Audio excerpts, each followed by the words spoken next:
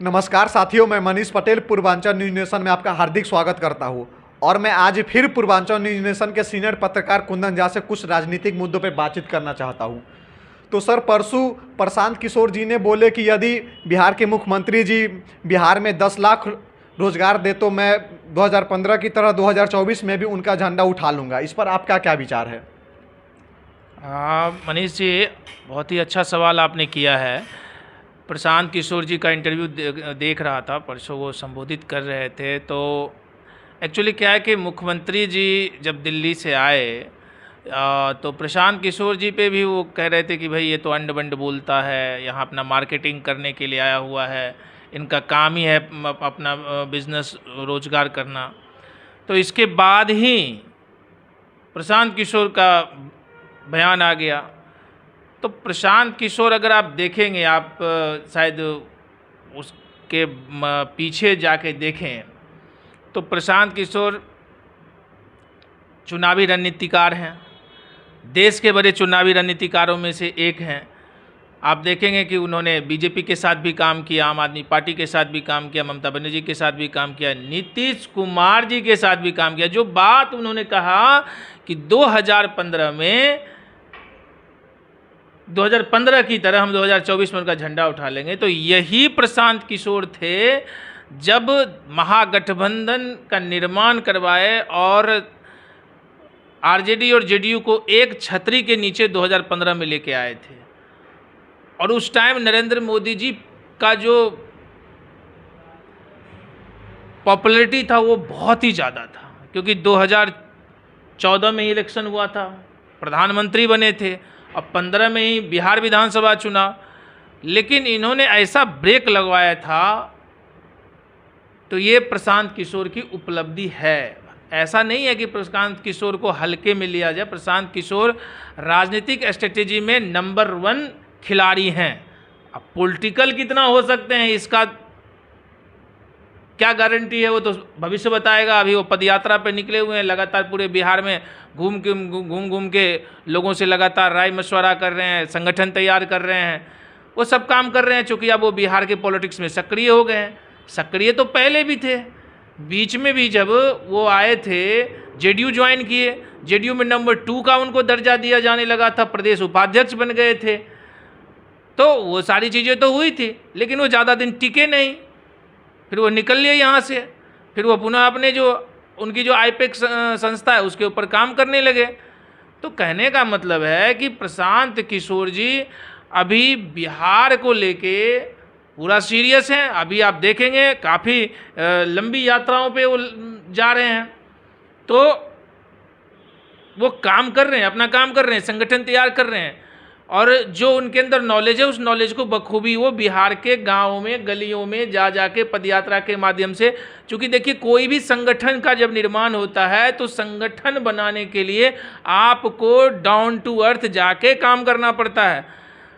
तो वो काम कर रहे हैं, उनको पता है कि कैसे, क्योंकि उन्होंने कई मुख्यमंत्रियों के साथ काम किया है, कई मुख्यमंत्रियों को जितवाने में उनका अहम रोल रहा है, उनका योगदान रहा है। तो उनको पता है स्ट्रेटेजी कैसे तैयार की जाती है। अब बयान के ऊपर हम आते हैं कि उन्होंने बयान जो दिया कि आप 10 लाख रोजगार अगर दे देंगे, तो भाई उन्होंने इसलिए उसको किया क्योंकि इसी 15 अगस्त को, अभी जो 15 अगस्त गया है, गांधी मैदान से माननीय मुख्यमंत्री जी क्या बोले थे? पहले तेजस्वी यादव चुनाव में वादा किए थे कि हम जैसे ही आएंगे तो पहली कैबिनेट में पहली कलम से 10 लाख रोजगार दे देंगे। तो उसको यहाँ पे उन्होंने 20 लाख बोला। यहाँ पे मुख्यमंत्री जी बोले कि 10 क्या, हम 20 लाख लोगों को नौकरी और रोजगार देंगे। तो अब प्रशांत किशोर का अटैक है, इसको आप देखेंगे पॉलिटिकल अटैक है। वो सीधा मुख्यमंत्री जी को याद दिला रहे हैं कि आपने 20 बोला, मैं तो कह रहा हूँ 10 लाख आप दीजिए ना। आप 10 लाख रोजगार यदि दे देते हैं तो मैं आपका 2015 की तरह 24 में झंडा उठाऊंगा पीएम बनाने के लिए, और मैं ये सारी यात्राएं अभी कैंसिल कर दूंगा, मैं वापस आ जाऊंगा, और वापस आते ही मैं आपके साथ पूरी एनर्जी के साथ लग जाऊंगा। ये सारी चीज़ें वो कह रहे हैं। तो कुल मिला के अगर आप देखेंगे प्रशांत किशोर की जो स्ट्रेटेजी है वो चाहते हैं कि काम हो। अटैक करने का मतलब क्या है कि अगर 10 लाख रोजगार मिल जाए तो किसको मिलेगा? बिहार के लोगों को मिलेगा। और यदि इसमें मुख्यमंत्री जी नहीं कर पाते हैं तो पॉपुलैरिटी हम हासिल करेंगे। तो कहीं ना कहीं आपको पता है प्रशांत किशोर पॉलिटिकल स्ट्रेटेजी में बहुत आगे हैं। उनको पता है कि कौन सी चीज़ें, कौन सा बाउंसर कब मारना है। तो वो इस तरीके से पिच पे आकर मैच खेल रहे हैं। आपको बता दूं, प्रशांत किशोर मुद्दे जरूर अच्छे उठाए हैं, इसमें कोई बात नहीं है, क्योंकि बिहार में जो सबसे बड़ी समस्या है वो रोजगार की है। बहुत इतना बड़ा प्रदेश, लेकिन आप रोजगार के संसाधन देखेंगे तो बेरोजगारी इतनी बढ़ी हुई है। लोग आप देखेंगे ट्रेनों में ठूस ठूस के लोग बाहर जाते हैं और पलायन करते हैं, कई राज्यों में जाते हैं और वहाँ पे फैक्ट्रियों के अंदर 12 घंटे, 16 घंटे, 18 घंटे काम करते हैं, मात्र कितने पैसे के लिए? 10 से 15 हज़ार रुपये। और जिल्लत की ज़िंदगियाँ वहाँ जीनी पड़ती है। वहाँ पे पलायन का दर्द होता है। अगर बिहार में रोजगार हो जाए तो किसी को बाहर जाने की जरूरत क्या है? तो मुद्दे तो बढ़िया हैं, रोजगार तो बिल्कुल मिलना चाहिए और मुख्यमंत्री जी को वो याद दिलाएं। और मुख्यमंत्री जी का भी ये दायित्व बनता है कि जो उन्होंने बोला है 15 अगस्त को कि हम 20 लाख जो नौकरी और रोजगार देंगे, उस पर वो देखते हैं अगले 6 महीने में कितना काम करते हैं। तो प्रशांत किशोर जी एक अच्छे पॉलिटिकल स्ट्रेटेजी करने में माहिर हैं। तो वो बहुत ही अच्छे तरीके से समझ रहे हैं कि कैसे हमको क्या बोलना है और इसका क्या असर होने वाला है। तो अब वो राजनीति में सक्रिय हुए हैं और नीतीश कुमार जी के साथ उन्होंने काम किया, उनके नंबर 2 के लीडरशिप में रहे हैं। तो बखूबी नीतीश कुमार जी को भी समझते हैं, भाई आपके साथ अगर हम अभी काम कर रहे हैं तो आप हमको बहुत अच्छे तरीके से समझ जाइएगा ना। तो वही चीज़ें हैं।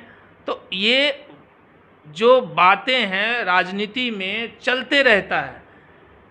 अब देखिए आगे क्या होता है। प्रशांत किशोर ने मुद्दे बहुत जेन्युइन उठाए हैं और एक तरह से आप देखेंगे तो बहुत ही बेहतरीन तरीके से अपनी बातों को बोल दिया कि भैया आप करिए 10 लाख रोजगार दीजिए, हम आ जाएंगे आपके साथ। सारा ये जो हमारा कार्यक्रम है इसको हम यहीं स्टॉप करेंगे और हम आपका झंडा ढोएंगे प्रधानमंत्री बनाने के लिए। तो कुल मिला के जो है वो प्रशांत किशोर अपनी ज़मीनी ताकत को बढ़ा रहे हैं, लगातार वो कैंपेन कर रहे हैं और उनका भी ख्वाब है 2025 का बिहार विधानसभा चुनाव। 24 के लिए उतना सक्रिय नहीं है जितना 25 के लिए बिहार विधानसभा पे उनकी नज़र है। हर किसी की महत्वाकांक्षा होती है जो राजनीति करने आता है। पढ़े लिखे हैं, अच्छा बोलते हैं, अच्छा नॉलेज है, अच्छा तजुर्बा है और बिहार में आए हैं, पदयात्रा कर रहे हैं। देखिए कितना अच्छा मुख्यमंत्री जी से उन्होंने क्वेश्चन कर दिया है।